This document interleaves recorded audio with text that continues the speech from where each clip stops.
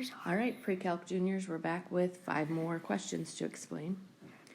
In this next one, it says, in the figure above, triangle ABC is inscribed in the circle with center at O, and diameter is AC. So right away, I'm going to go ahead and mark that I have a radius. Let me get my pen going here. That if this is my diameter, I have a radius here and a radius here. And knowing that, I have a radius here. It tells me that AB is equal to AO. Well, AB is this chord over here, and if it's AO, I already have marked with 1, I can mark AB with 1, and it looks like I form a equilateral triangle with ABO. So the question says, what is the degree measure of angle ABO? So I'm looking up here at this. Well, that's an equilateral triangle, 180 degrees in a triangle, divided by 3 ways gives me an angle of 60 degrees. So my answer here is going to be D. Moving on to the next circle question. This says 2 semicircles have centers of R and S respectively, and R to S, that's between these 2 circles, equals 12. What is the total length of the darkened curve? So quick mark here, length of a curve, that's circumference. Circumference normally is 2 pi R or pi D.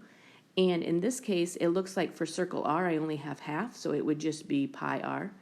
And for circle S, I only have half, which would be pi R. Now the question is, what is the diameter for, the radius for each one? Because together their radii are 12. So I'm going to make up a number to start with.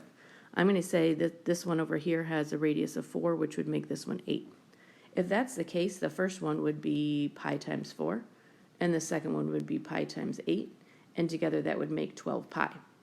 Even if my numbers are wrong, say I change it and I make them 5 and 7, I'd still get 5 pi and 7 pi, which would still make 12 pi. So it really doesn't matter how that number of 12 is divided up. No matter what, I'm going to get length of 12 pi for C.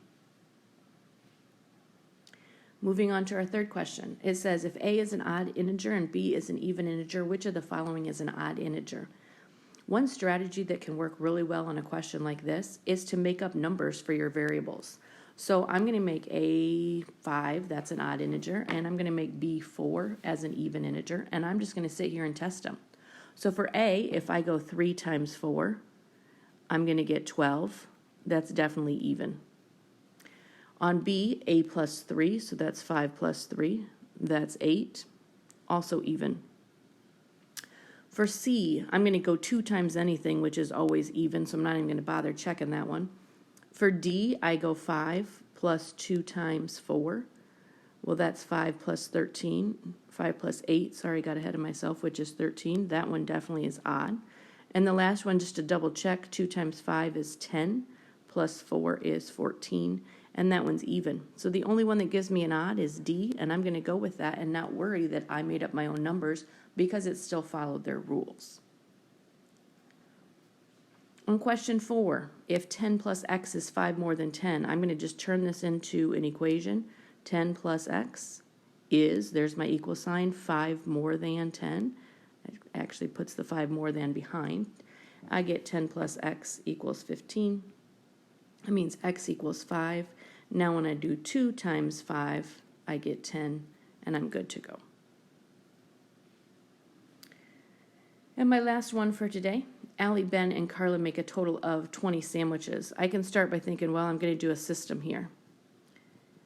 I'll set up that much at least. But let me go through what they tell me the next. Ben made 3 times as many as Allie. Carla made twice as many as Ben. How many sandwiches did Allie make? Well, it seems like Ben is a common denominator here, so I'm going to go ahead and make Ben make X sandwiches. When I see that, Carla made twice as many, so Carla is going to be twice as many, 2X. This is the tricky one, Allie. Ben made 3 times as many as Allie, so Allie is actually going to be Ben divided by 3. So knowing that, and it's all one variable, I'll plug it back into my original equation I had. So I'm going to have x plus 2x plus x over 3 equals 20.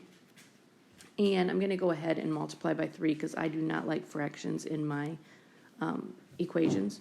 So that gives me 3x plus 6x plus x equals 60. Don't forget that 3 goes to everything when you distribute that through. That gives me 10x equals 60, x equals 6. So that means that Ben made 6 sandwiches, Carla is twice that at 12, and Allie is 6 divided by 3, which is 2. And if I do a quick check, 6 plus 12 plus 2 does make 20, so I definitely did some math correctly there. And it said how many sandwiches did Allie make, and that leaves me with 2 for Allie. Good luck as you keep trying, and I'll keep sending you some responses. Thank you.